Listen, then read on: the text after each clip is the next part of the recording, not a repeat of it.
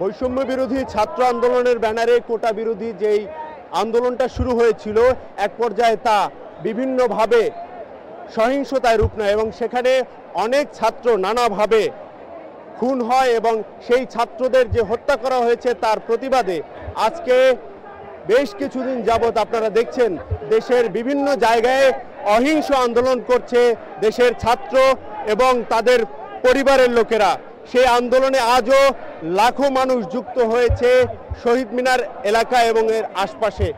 এই এলাকায় আগত লোকজনরা তাদের মতামত ব্যক্ত করেছেন আমাদের সঙ্গে, আমরা সেই মতামতগুলো শুনবো। আমি যাচ্ছি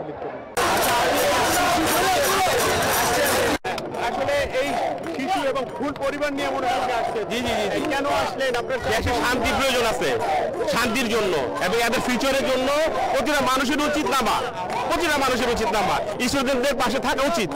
আমি যেরকম আসছি প্রতিটা মানুষের উচিত।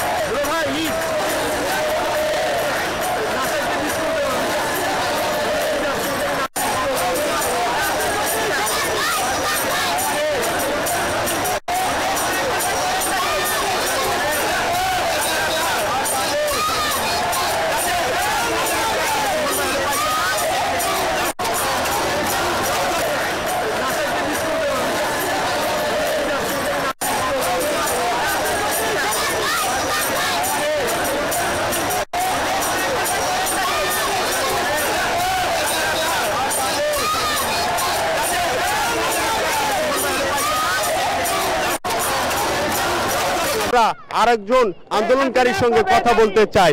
ভাইয়া, কিভাবে দেখছেন এখন আন্দোলনটা কোন দিকে যাচ্ছে? আন্দোলন আমাদের আসলে আমরা আশাবাদী, we are going to win. আমরা এখানে দেখতে পাচ্ছি একজন মুরব্বী আছে। আপনি এখানে আসছেন ছাত্রদের সাথে, আপনি কি বক্তব্য নিয়ে আসছেন? আমাদের সন্তানদের রক্ত ঝরেছে, আমরা তো বাসায় থাকতে পারছি না, আমাদের রাতে ঘুম হয় না সন্তানদের কারণে। আমরা এখন আমাদের রক্ত এখন ঠান্ডা হয়ে আসতেছে, এমন অবস্থা আমরা বাসায় বসে থাকতে পারতেছি না। আমরা এই ছাত্রদের আন্দোলনের সাথে আমরাও নেমে গেছি, আমার সন্তানকে নিয়ে আমিও নেমে গেছি। আমার সন্তান আমাকে বারবার করতেছে যে বাবা চলো, বাবা চলো, এইভাবে আর বসে থাকা যায় না। আমার সন্তানের কাছে আমি লজ্জিত, আমি আসতে চাই না। আমার সন্তান আমাকে জোর করে নিয়ে আসছে, আমরা আসছি, আমরা এর প্রতিবাদ চাই। আমরা এই সরকার চাই না, এই সরকারের কারণে আজকে আমাদের দেশের সন্তানরা শত শত সন্তান নিহত হয়েছে, রাস্তা লাল হয়ে গেছে রক্তে। আমরা এর দাবি চাই, সরকারের পতন চাই। এখানে সমবেত জনতা যেমনটা বলছিলেন, তারা যে কোটা বিরোধী আন্দোলন ছিল এতদিন, সেটা এখন ভিন্ন দিকে প্রবাহিত হয়েছে।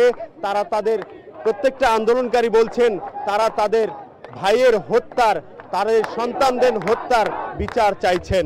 রাজপথে এই আন্দোলন চলমান থাকবে যতদিন না পর্যন্ত তারা যথোপযুক্ত বিচার এবং তাদের প্রত্যাশিত বিচার না পাচ্ছেন। সব মিলিয়ে এই ছিল শহীদ মিনার ঢাকা বিশ্ববিদ্যালয় এলাকা থেকে আমার কাছে সর্বশেষ।